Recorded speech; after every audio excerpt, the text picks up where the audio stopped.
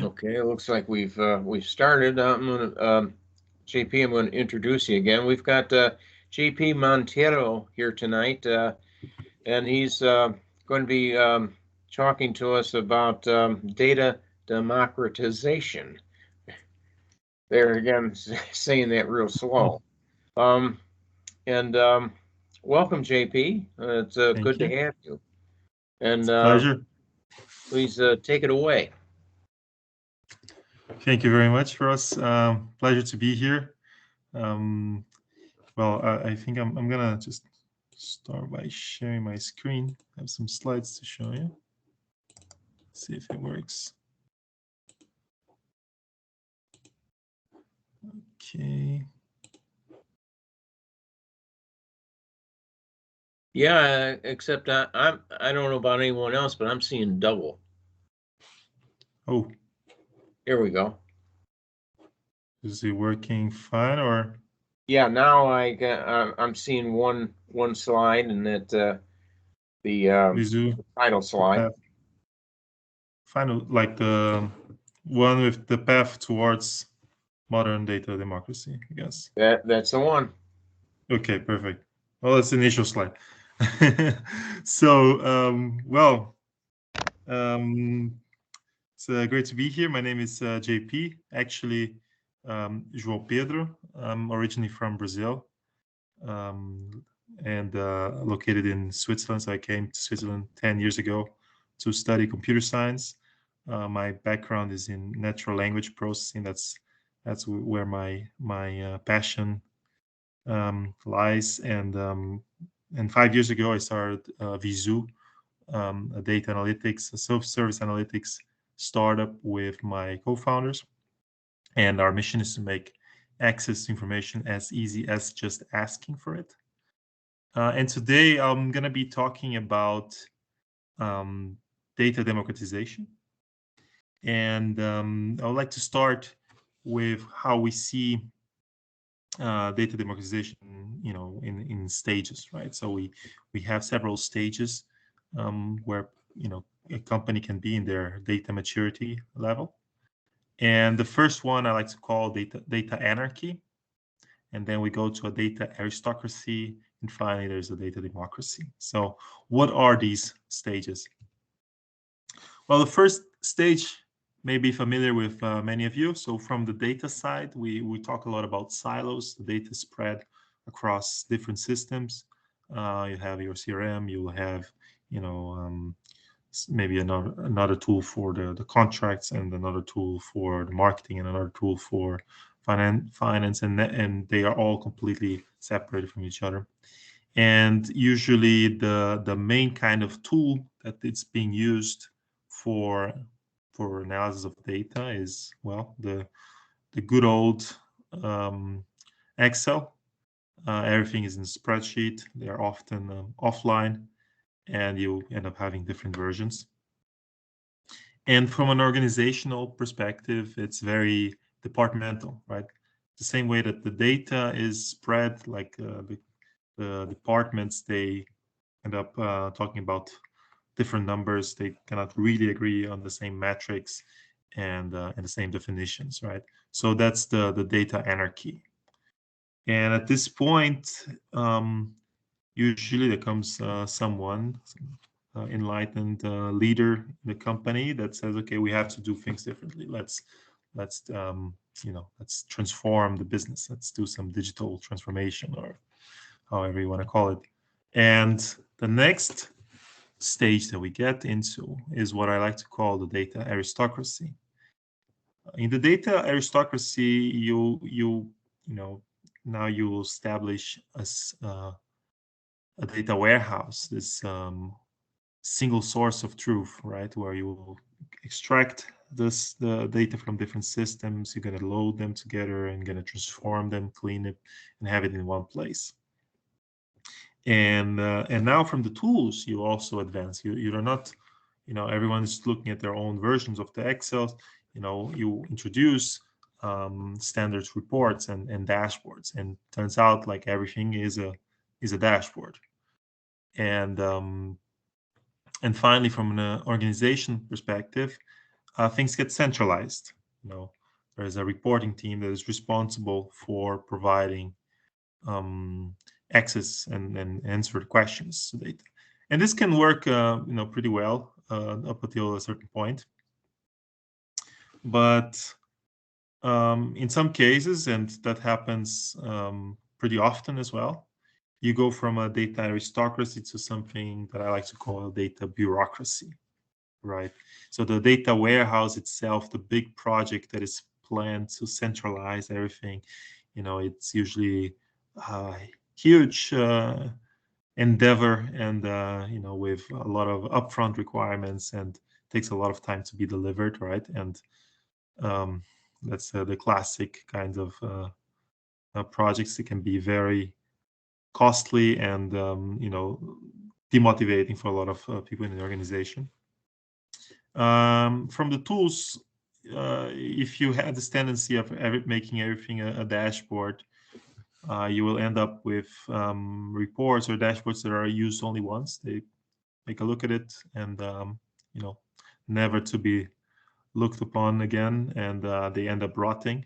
And I like to call them trash boards. Is not a term that I invented, but I think it's very fitting. It's those dashboards that end up going to trash because they rot. They're not very interesting anymore.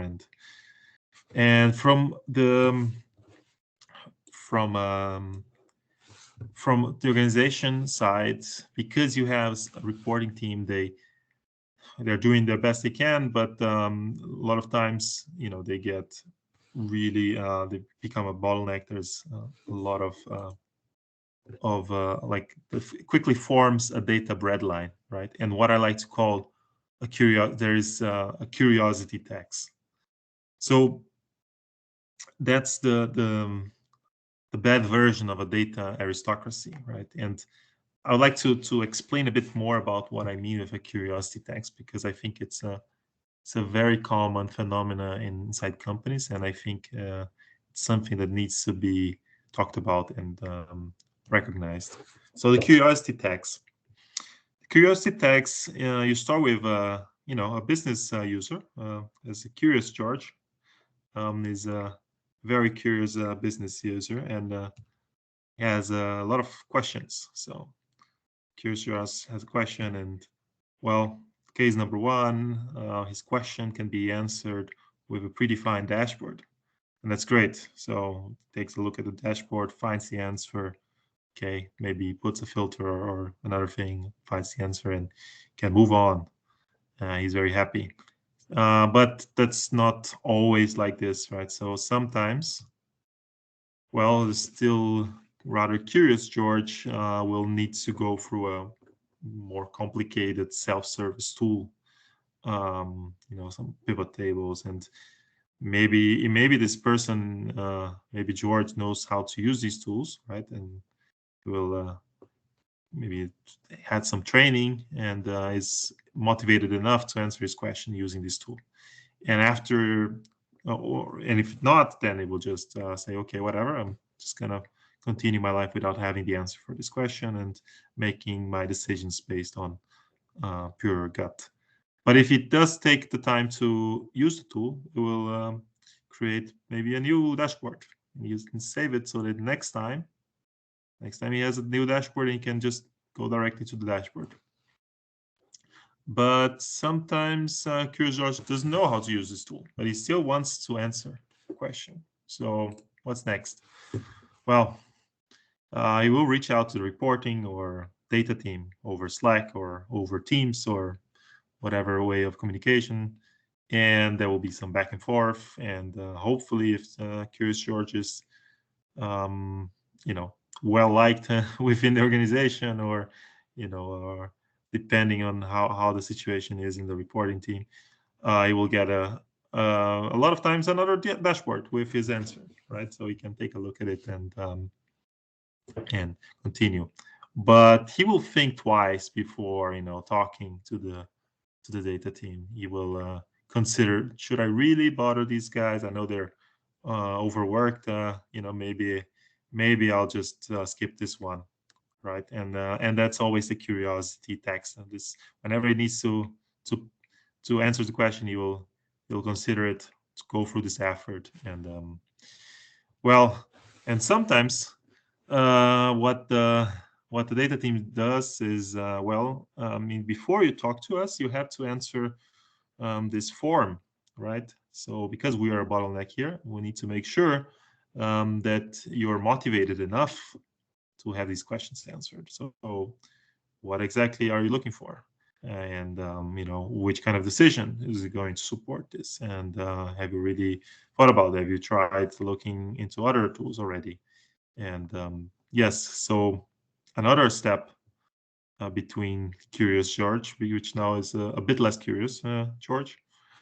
And if he goes through all this chain again, he will get to another dashboard. And in the end, the not so curious anymore George will have to find his answer for over all these dashboards, and even the easy questions that he had that he could answer before maybe are not so easy to be answered, or maybe there's a new person that comes in, and I will need to figure out which report should I look for. Where can I see this? So even those that are predefined, and we know that there is an answer somewhere, it's gonna be still costly, right? And so yeah, that's a pretty common scenario from the data bureaucracy side, the curiosity tax, and that's a sign of that you know that you're somewhere around this stage, right? Okay, what would be the ideal world, right? So the ideal world is what I like to call the data democracy, right? So instead of talking about these long projects, right, we operate on a lean way, a lean data warehouse, right, and we think first about the minimum viable data product, right? So instead of planning like a 6 months or 12 months big project where we're going to create a single source of truth and answer all these questions and everything, let's think about this a specific case here where we know the data is probably already high quality or good enough, right? And that we can quickly get something going, like a little data mart that we can show progress to business, right? To say, hey, now you can answer these questions, right? And you should, based on that, you will learn what people are looking for, right? You need to have the mechanisms in place to learn what people are looking for that is not there, and expand. And from a tooling perspective, yes, you will have still your dashboards, but they should be reserved for those analysis, those questions that you have to ask, that you're asking yourself constantly, right? The same questions, right? Your KPIs, how are the KPIs doing? How are the KPIs doing? But otherwise, you'll have a self-service solution that is intuitive to use, that enable people to find information they need when they need it most, right? So that's a very tricky part, and that's the part also that we at Vizu really tackling. And I'm going to show you in the end a bit about how we tackle it. And finally, the data team now operates in a, well, you can say it's decentralized in the sense of, well, people inside a company can get answers to their questions, decentralized fashion, but there's still a governance, right? The data team is focused on making sure we have single source of truth, consistent definitions, and they are thinking about so that's where the analytics engineers come in. They focus on curating data, and instead of providing these one-off reports, right, or one-off SQL queries to answer questions, right? So it's that's how it changes. So there are some common resistance to that, right? So there's some you may look at your data and you'll think, oh, we have a serious data quality issue here. Our data is not ready. We first need to clean the whole CRM data.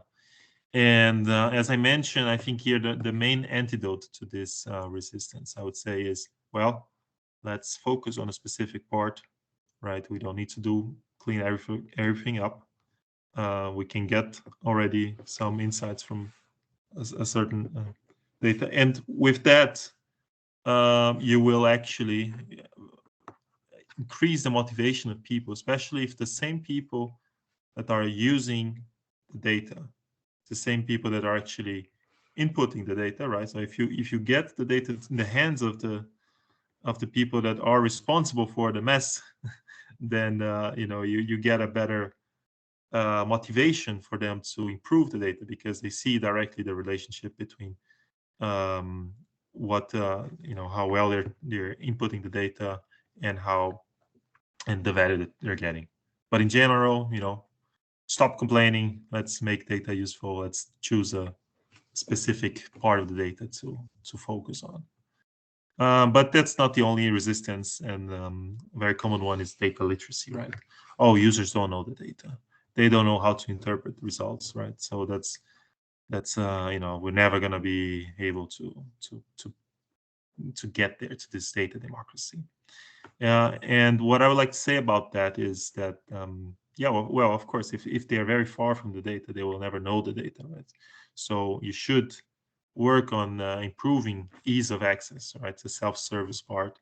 You should incentivize curiosity, and you should train people. And training is very important.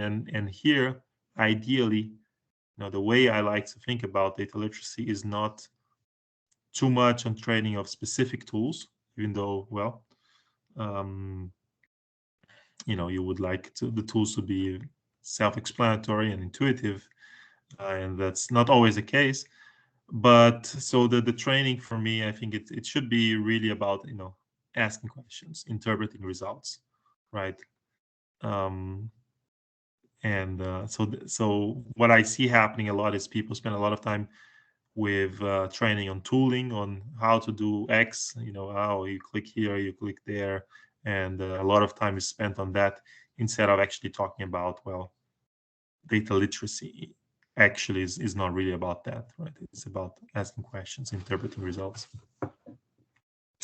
But when I look when we look into how the state of the art, or how the state of business currently is, and it seems that we've been focusing on a lot of the wrong things, right?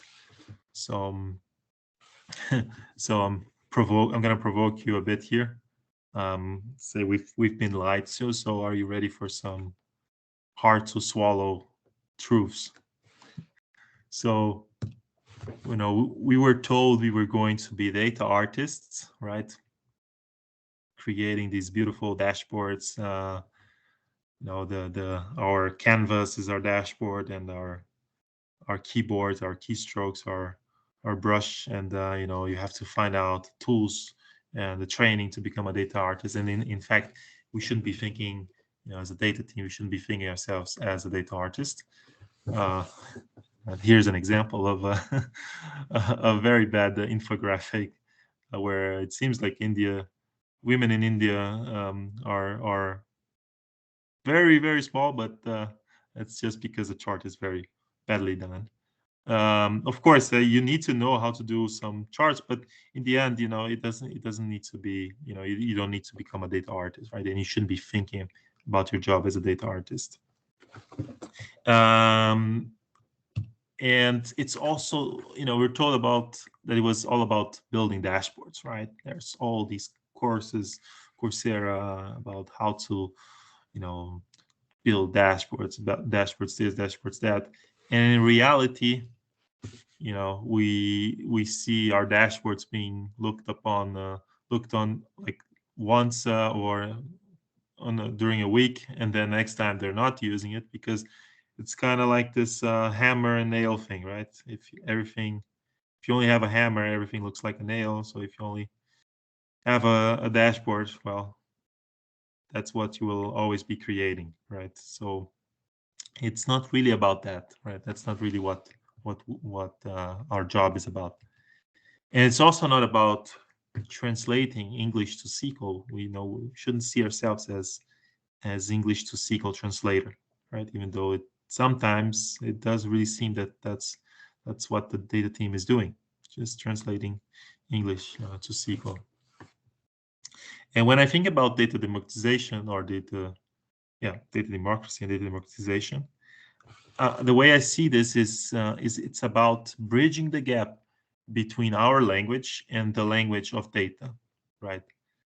So our language being the language of business, the customers, our products, our categories, and these kinds of things. The language of data, which are all these tables and the data marts and data warehouse, right? And the moment where we all our work that we're doing with cleaning data, modeling data, and documenting it, giving good names, it's really about making this gap smaller, right? So that the person that is in the front lines, the people in the sales and marketing trenches, that don't know anything about data, right? But they know about the business. They are, subject matter experts. They are,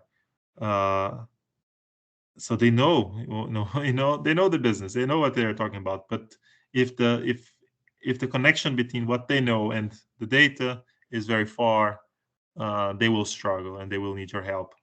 And you don't want that, right? You want to empower them. So we need to bridge this gap. We need to make this gap smaller. And so I have like 5 points that I usually think about when I'm talking about bridging this language gap.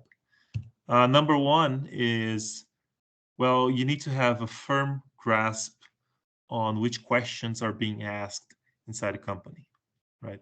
And this is also hard, especially because of the curiosity tax. So a lot of questions, you may get a lot of questions, but there's still so many other questions that people are not even asking you because they lost the motivation to ask you this. So it's not so easy. So you need to get a firm grasp there, and at the same time you need to find ways to help enable your organization to answer questions at scale, right? That's where self-service comes in. They can find the answers to their own questions. And third, well, they need to understand what the answer is, right? Is this really what they expected? Is this really the right answer that will influence and get them the right decision? So there's training involved, right? Data literacy. That's the keyword here. And fourth, well, you should, I say here, promote, but also unveil, because usually there is already a language inside your company and it needs to be understood. So you need to promote this shared language with consistent definitions, right? So that, like we're talking here about the same things, we should be using the same words. And if we're using the same words for different things, we need to become aware of that, and we need to find ways to change that, right? And to get everyone on the same page so that we can move forward. Otherwise, we're going to spend a lot of time in our meetings discussing, the words and the definitions, and actually, and not trusting results, because we don't have we are not speaking the same language, right? And lastly, we need to create a culture that encourages people to ask more and better questions, right? And this means fighting curiosity tax, right? Abolishing the curiosity tax so that people can ask more and better questions. They will be they should be encouraged to ask more questions, right? Maybe sometimes they're gonna be asking some not so smart questions, but that's part of life, and you need to have ways to improve on that. So that's the summary of this transformation and the data democratization. And with that in mind, when I started Vizu, we took these ideas and we said, okay, well, if you're going to create a product, how can we put these these concepts, these ideas into a product, right? That wouldn't it be great if you instead of going to the data team or having to drag and drop and find the going through menus, that you could just ask. You could just ask your question, and then it will give you the result, right? It will give you the answer. Then you can ask another question and then get another answer. So what if you could just ask? What if every answer from the data, every information that you would like to find from the data would be as easily accessible as just asking for it, right? So give you a quick demo, just to show a bit of this vision of how we see the data democratization happening, and which is not just tooling. Of course, it's not just tooling, but it definitely helps. So let me show you. So I'm here. You can find it on our website. There's a free tier. So I'm gonna start. I'm gonna say P plus Chicago.com. Set up.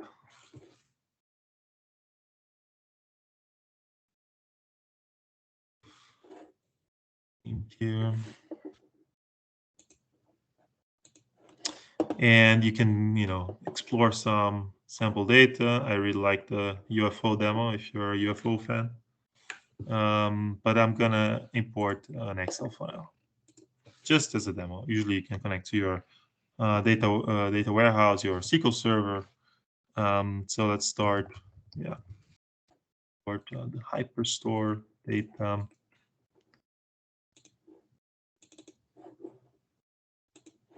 So let me show you the Excel sheet. So actually, these are 3 worksheets. Pretty standard, orders, order date, shipping mode, products, customers. It's a very classic example data for e-commerce or something. So let's import customers, orders, product.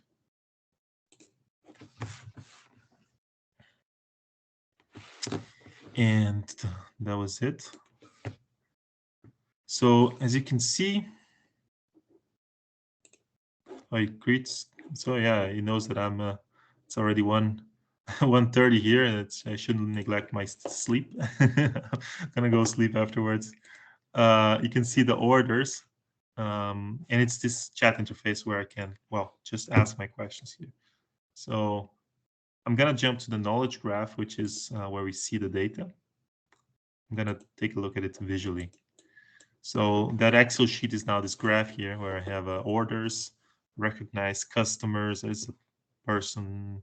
You have countries, and you have geographic information. You have some money here, sales, discount, profit, and products, and how they are connected. In fact, you don't even know what is a table, what is a column. It doesn't really matter. These are just concepts, like business concepts. And yeah, now you can just ask, like, let's say, how much revenue did we make with, let's say, so we have here segment or consumer segments. So with consumers from, let's say, if you have Chicago here. Let's see. Last year. Okay, so you just ask, you get the answer here. Okay, so we made $5,068 last year with sales there. And this is how it looks across time, so per month.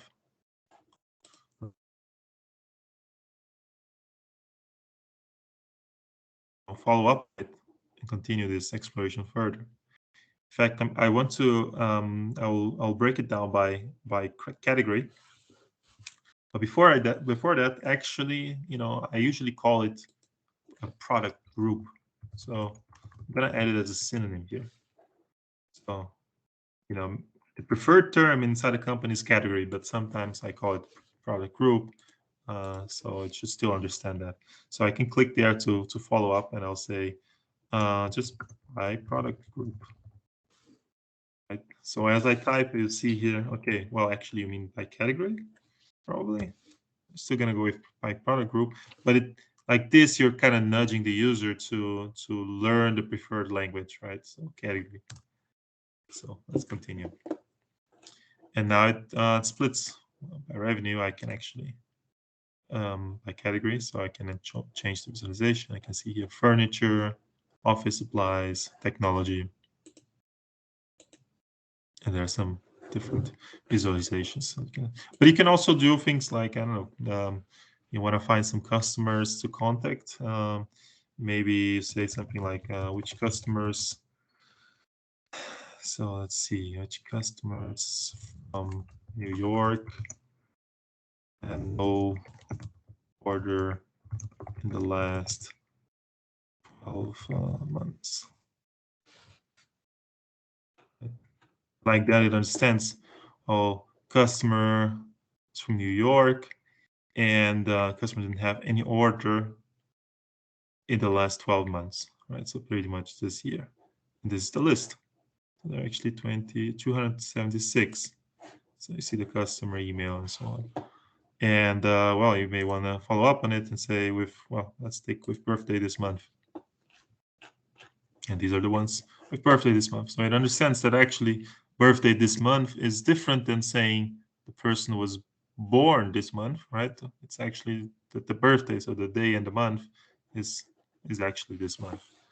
And then you have the list, right? So it goes beyond, a lot of the classic reporting or just the traditional BI, but it goes also into any kind of exploration. And what Visu is doing behind the scenes is always you can go up and down.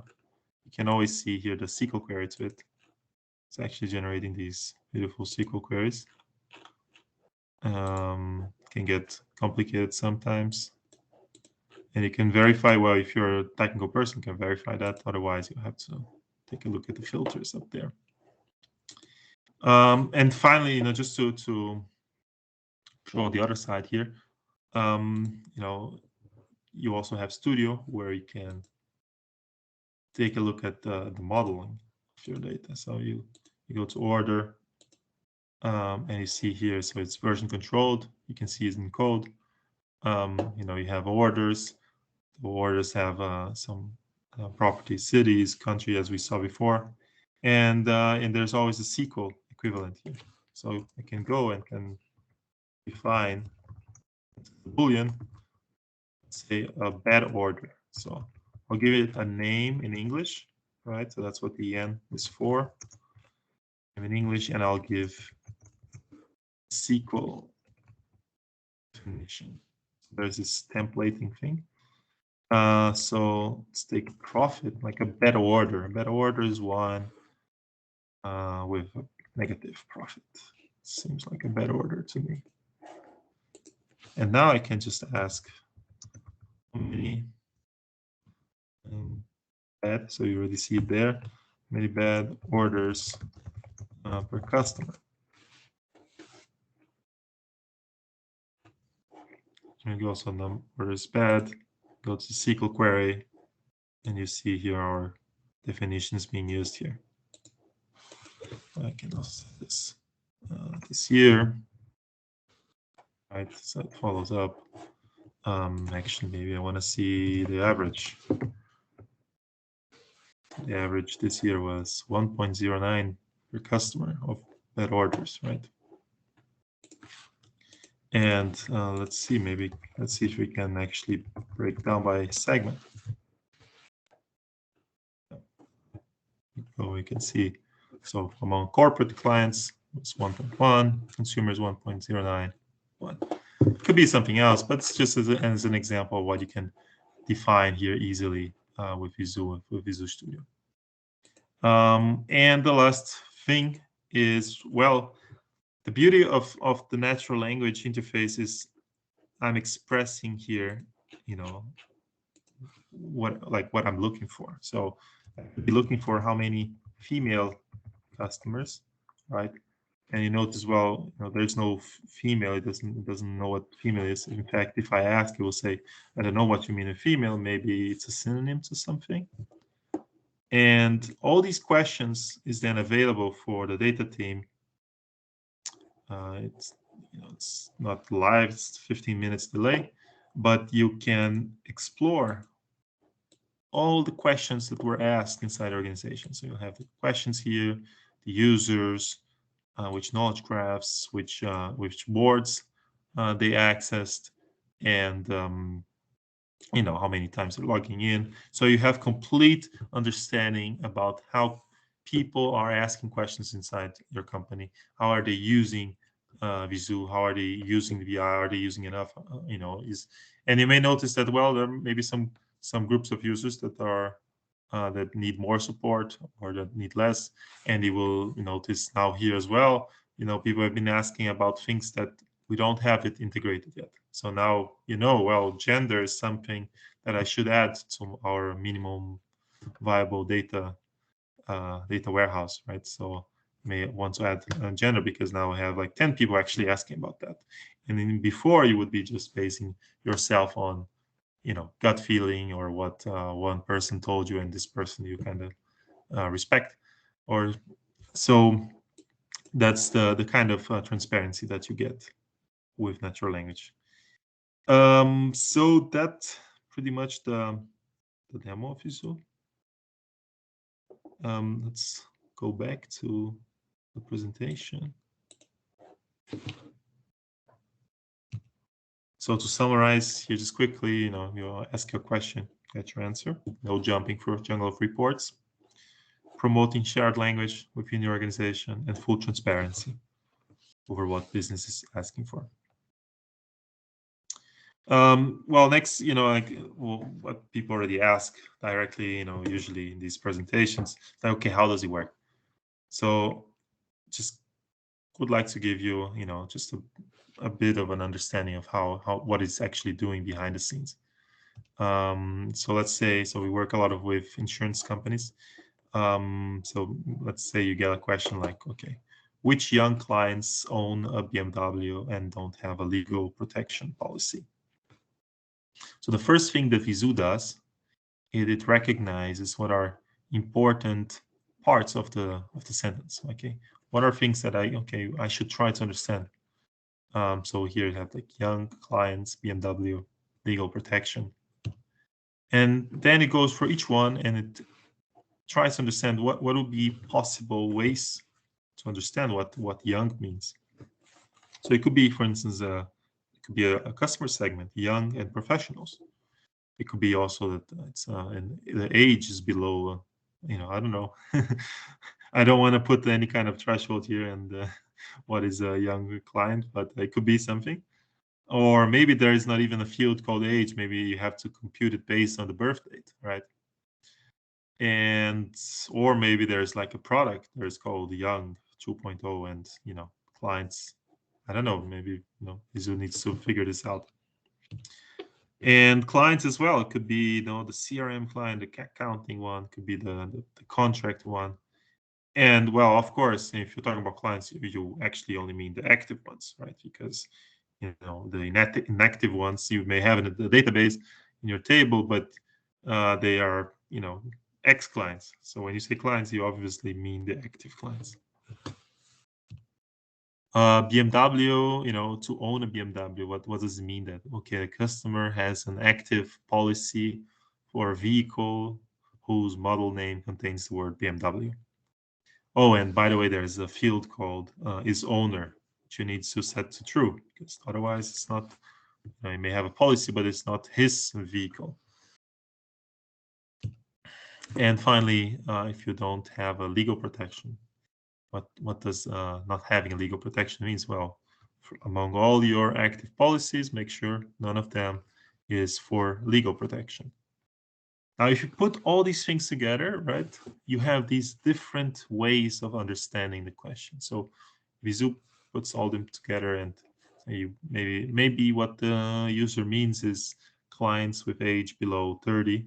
So I'm soon not going to be young anymore with active car policy for BMW, or clients called young and have an active legal policy. That sounds like it's wrong. And maybe this one, clients with age below 30, and so on, with everything. So it creates all these different interpretations, Visu, and then it gives a score using a machine learning model, and it chooses the one which is the likeliest, which is probably the correct one. And then it takes that and it actually writes a SQL query. And yeah, so you can see here the BMW, its owner sets to true. Here's legal protection and the age. And yeah, just to finalize, our biggest client is AXA Insurance, and we're bringing them together, bringing them to more self-service access to data, where they can see clear definitions and really understand what their users are asking for. These are salespeople, these are sales managers, these are client advisors. So really people with very low technical background. And we have great active usage among them. So these are over 2,000 users asking over 30,000 questions per month. And yes, and they're using it in daily work, in one-to-one meetings, thousands of questions asked every day, and it's quite impressive. Like they can create. Yeah, I forgot to show that. Okay, maybe I can quickly show that. But as I said, we're not against dashboards, right? We're not really against dashboards. We just say I think we have kind of an addiction with dashboards, and we end up using them too much. But you can still create dashboards here. So maybe we'll create one with profit this year. I have a question. Yes. So in the previous demo, you started out with a spreadsheet. Yep. And you fed that in, and you came out with some some graphs and things like that. Yep. And in between, I think you showed that the SQL was generated. Mm-hmm. So if you had SQL, you must have had tables created somewhere. Yes, that's true. So Yeah. this thing create a I'm sorry, this application create a full-blown database. Yeah, so in the case of Excel, we indeed upload it to a Postgres database, and it's separate then for well, it's multi-tenant, but you will have then you'll be the one accessing your Excel sheet, and then that's why we're writing SQL queries there, but it's basically Postgres. But was And, it? But did it go and create that Postgres database? No, this one was already existing, so we have a Postgres database there, and we just create a new user, separate database. Well, I mean, like we have the machine there running there on AWS, but we create then a schema and a logical database in there for the organization, so it doesn't Okay, so spin up a new instance. there's planning that would have to be done ahead of time.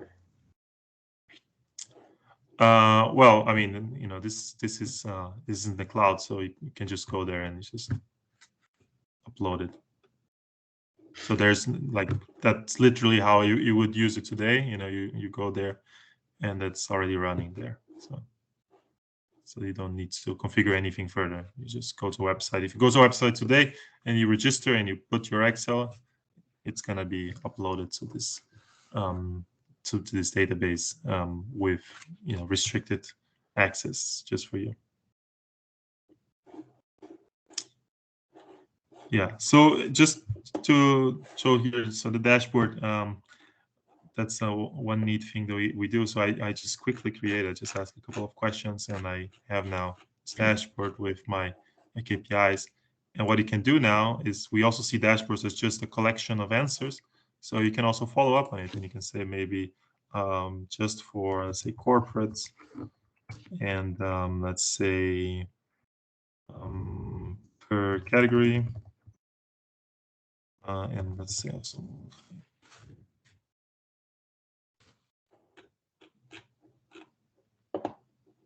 So yeah, you can see here technology, how it went, number of orders this year. It's, I guess.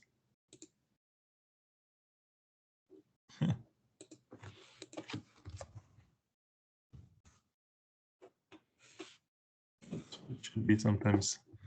Now you can see it broken down by category here, and yeah, so that easy you can create dashboards and filter them, right, as I did for just corporate. You can see I'll change it here, maybe also consumers, right? But yeah, the idea is that you don't, you will end up creating just a few dashboards and focusing more on asking the questions. So that's what we see actually happening.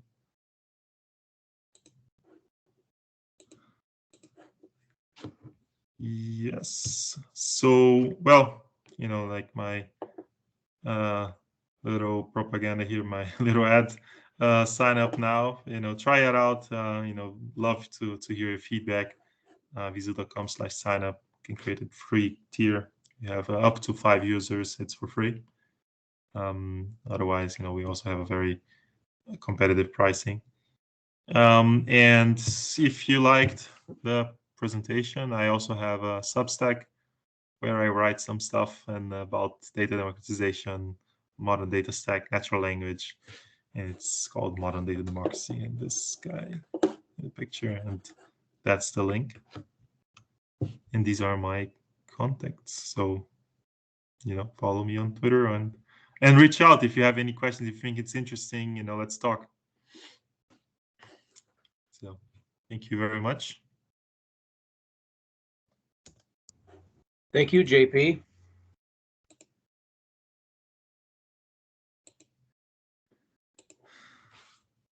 So this, what I found is that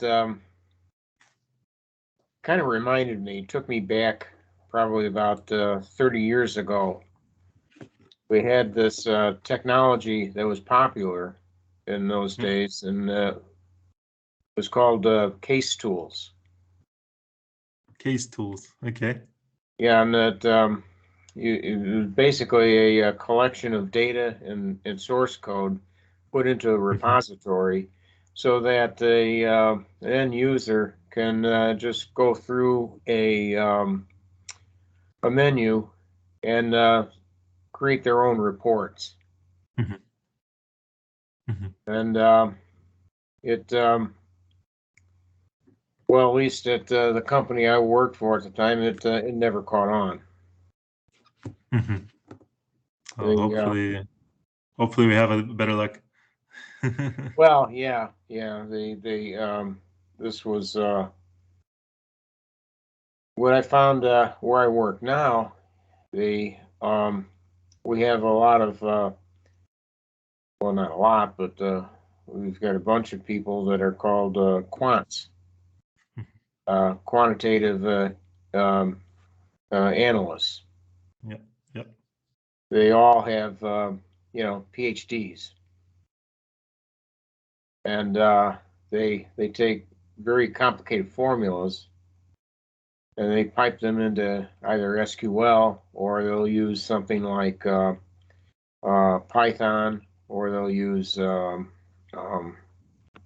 I don't know if you've ever heard of that. There's a language called R. Yeah. It's and a very powerful language.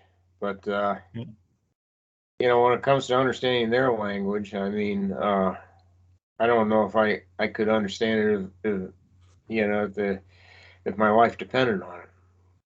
I'm I'm certainly not a mathematician.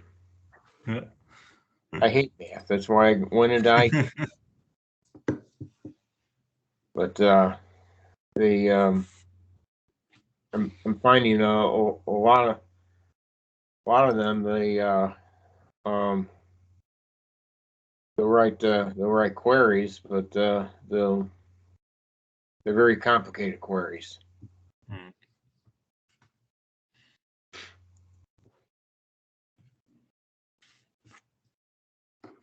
So if anyone from the audience have any questions? Hi, JP. I don't have any questions. Just wanted to say thanks for your time. Thank you. The Thank you very presentation. much. Appreciate it. Yeah. Yeah, thanks so much, JP. Really appreciate you coming out and taking your time to stay up late or got up early, whatever you did to present to us. I really do appreciate it. Yeah, nice. Yeah, well, thank you, Ross, for inviting me, and it was a pleasure to present to the other side of the Atlantic for you guys at Chicago. And well, if there are don't have any questions now, you can always reach out to me at jp@vizu.com. Otherwise, I think I'm gonna head up to sleep, get some sleep now. All right. Well, thank you, JP, and Thank good to you. see you. Great to meet you, and Yep. we'll may have a question here that's coming up on the chats. It's being typed out.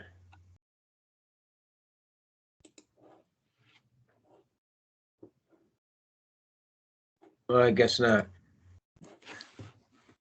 Well, I'll reach out to you about the video and keep in contact. Oh, right, Thank you, right. Ross. Yeah, if you could share that slide deck, that'd be Yes, great. yes, we'll do so. All right. Cool. Thank you, JP. And thank you, everyone, for coming out tonight. We'll see you next month, January 13th. Tracy Bojano will come out to speak about the DBA tools. Great. Thanks, Ross. Thanks, Mel. Thank you. Thank you. Night, everybody.